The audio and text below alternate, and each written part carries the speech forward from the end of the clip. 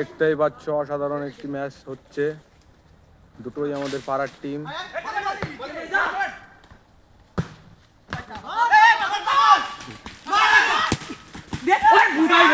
গোল হতে হতে হলো না,